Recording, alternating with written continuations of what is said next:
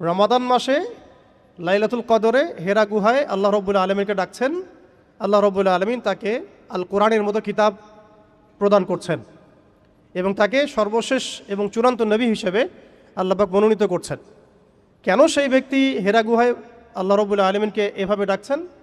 কারণ তিনি যে সমাজে বসবাস করেন সেই সমাজটাকে আইয়ামে জাহিলিয়াত বলা হতো।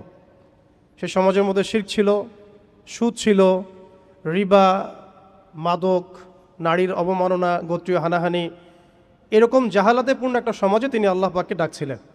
সে একজন ব্যক্তি থেকে আস্তে আস্তে দাওয়াত শুরু হলো এবং তিনি প্রথমে ম্যান টু ম্যান দাওয়াত দিতে লাগলেন। আবু বকর, উসমান, উমর, আলী রাদিয়াল্লাহু আনহুম আজমাইন, তাদের মধ্যে সাহাবী তৈরি হতে লাগলো। এক পর্যায়ে মক্কায় 13 বছর দাওয়াতের মধ্যে আমরা সবরের পরিচয় দিলাম, ধৈর্যের পরিচয় দিলাম, দাওয়াত অব্যাহত থাকলো, আমরা নির্যাতন নিপীড়ন সহ্য করলাম।